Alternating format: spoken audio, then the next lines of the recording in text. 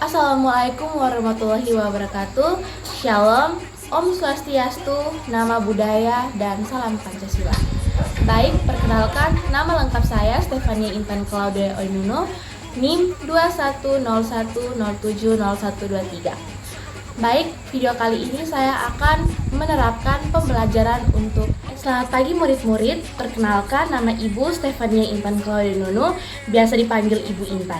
Ibu akan menemani semester 1 penuh ini dengan anak-anak SMP kelas 1. Baik, sebelum memulai pelajaran pada pagi hari ini, kita memulai dengan doa menurut keyakinan masing-masing. Berdoa dimulai. Baik adik-adik, tujuan pembelajaran pertama, peserta didik mampu menghayati sejarah kelahiran Pancasila sebagai karunia dari Tuhan Yang Maha Esa yang harus disyukuri. Yang kedua, peserta didik mampu menjelaskan proses kelahiran perumusan hingga penempatan Pancasila sebagai dasar negara. Yang ketiga, peserta didik mampu memperhatikan nilai-nilai Pancasila di kehidupan sehari-hari dalam bermasyarakat, berbangsa, dan bernegara. Absensi terlebih dahulu, Meliani Arsita Putri Fahik. Ada Ibu.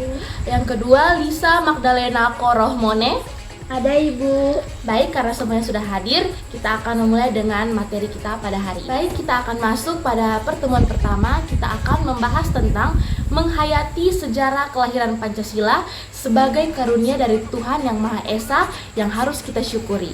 Di sini ada yang tahu cara menghargai Pancasila? Same. Oke Lisa, bagaimana contoh sikap positif terhadap nilai-nilai Pancasila? Yang pertama, saling menghormati dan bekerja sama dengan penganut agama atau kepercayaan lain. Yang kedua, tidak memaksakan kehendak dalam bermusyawarah. Yang ketiga, menjunjung tinggi hak asasi manusia dalam kehidupan sehari-hari. Yang keempat, mematuhi hukum yang berlaku dengan kesadaran yang tinggi. Oke, berikan tepuk tangan untuk Kakak Lisa. Ibu akan menjelaskan tanggal 1 Juni merupakan salah satu hari penting dalam kalender bangsa Indonesia. Pasalnya di tanggal tersebut diperingati sebagai Hari Lahir Pancasila. Pemilihan tanggal 1 Juni sebagai Hari Lahir Pancasila menunjuk pada momen sidang Dokurintus Junbi Jokai atau Badan Penyelidik Usaha Persiapan Kemerdekaan atau BPUPKI. Dalam upaya merumuskan dasar negara Republik Indonesia, badan ini menggelar sidang pertamanya pada tanggal 29 Mei 1945. Dalam sidang tersebut, anggota BPUPKI membahas mengenai dasar-dasar Indonesia Merdeka. Baik anak-anak, dalam sidang kedua BPUPKI, Soekarno dan dalam pidatonya yang bertunjuk lahirnya Pancasila berkesempatan menyampaikan gagasannya mengenai konsep awal Pancasila yang menjadi dasar negara Republik Indonesia, tepatnya pada tanggal 1 Juni 1945.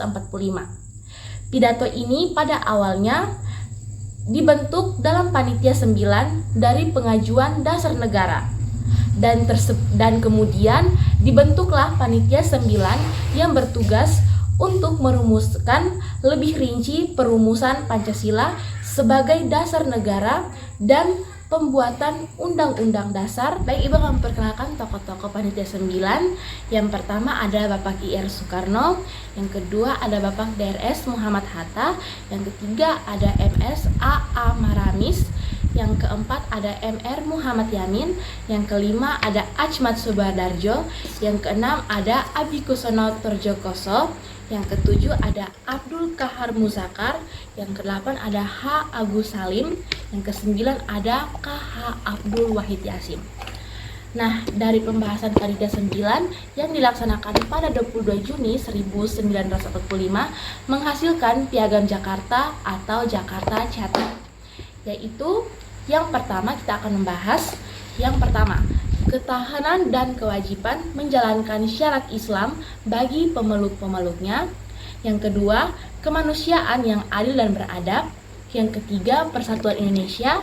Yang keempat, kerakyatan yang dipimpin oleh hikmat kebijaksanaan dalam permusyawaratan perwakilan. Baik, karena Ibu sudah menjelaskan kelahiran Pancasila, apakah anak-anak sudah paham? Sudah Ibu. Baik, karena anak-anak semua sudah paham, mari kita menutup pelajaran kita pada hari ini dengan berdoa. Berdoa mulai. Baik anak-anak, kita akan bertemu kembali di semester 2. Sampai bertemu lagi. Dadah.